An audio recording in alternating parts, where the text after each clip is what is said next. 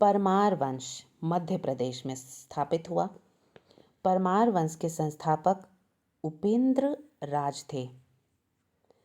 इनका नाम महत्वपूर्ण तो है ही, मगर परमार वंश में सबसे शक्तिशाली राजा भोज हैं। उपेंद्र राज परमार वंश के संस्थापक थे।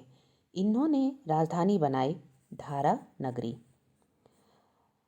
प्रारंभ में इनकी राजधानी थी उज्जैन।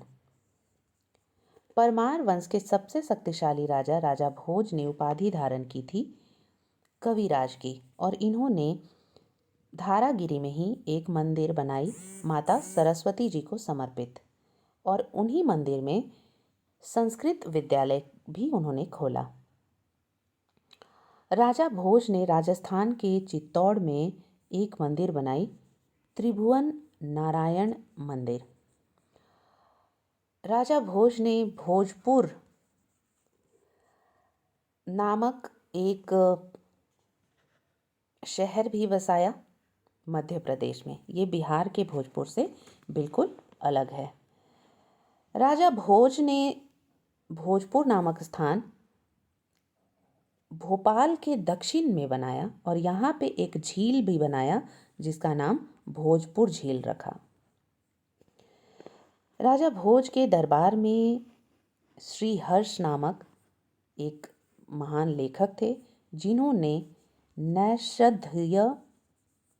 नैषधीय चरित की रचना की। इनके दरबार में एक और लेखक थे मेरु तुंग। मेरु तुंग जो थे, इन्होंने प्रबंध चिंतामणि नामक एक ग्रंथ की रचना की। राजा भोज ने स्वयं भी चिकित्सा, गणित, व्याकरण पर अनेक ग्रंथ लिखे। राजा भोज की लिखी हुई भोजकृत युक्ति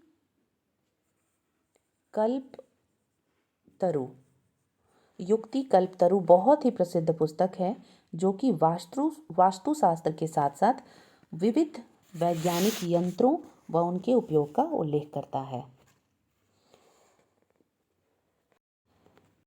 परमार वंश में ही कई ऐसे विद्वान हुए जो राजा भोज के दरबार में थे, जैसे कि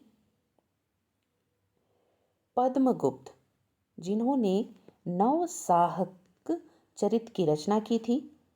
दश रूपक भी एक बहुत ही प्रसिद्ध ग्रंथ है, जिसके रचयिता थे धनंजय। ये भी थे भोज के दरबार में। इनके अलावे धनिक, हलाहल, अमित गति जैसे कई विद्वान थे। विद्वान वाक्यपति मुंज के दरबार में थे। एक मुंज जो हैं, ये भी परमार वंश के ही शासक थे। परमार वंश के बाद कौन सा शासक आया? परमार वंश के बाद मध्य प्रदेश काफ़ी बड़ा क्षेत्र है, बुंदेलखंड, विंध्य। तो ऐसे में जहाँ पे परमार वंश था, उनके बाद तोमर वंश आया। तोमर के बाद चौहान वंश आया, और चौहान वंश अंततः 1297 ईस्वी में अलाउद्दीन खिलजी के सेनापति नसरत खां और उलू खां का मालवा पर अधिकार हो गया, और ये सभी शासक जो थे, ये मालवा पर शासन कर रहे थे। तो हमने देखा परमार वंश के संस्थापक उपेंद्र, जिनकी राजधानी थी धारागिरी और इनकी प्राचीन राजधानी थी उज्जैन। परमार वंश के सबसे सर्वाधिक राजा शक्तिशाली थे राजा भोज, और इनके दरबार में थे श्रीहर्ष, जिन्होंने नैषधीय चरित की रचना की थी। इनके दरबार में थे मेरुतुंग, जिन्होंने प्रबंध चिंतामणि की रचना की थी। राजा भोज ने स्वयं भी भोजकृत युक्ति कल्पतरु में वास्तुशास्त्र के साथ साथ विविध वैज्ञानिक यंत्रों का उल्लेख किया।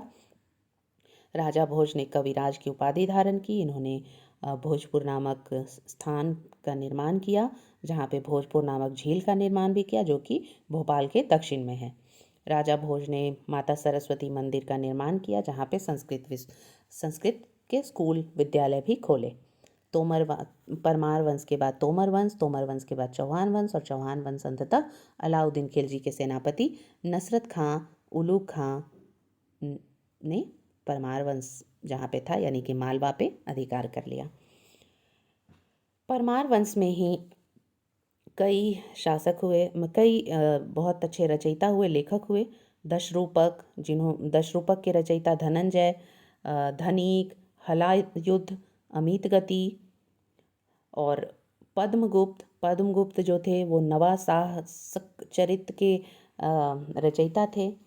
वाक्यपति मंजू के दरबार में थे। ऐसे कई विद्वान थे जो परमार वंश में थे।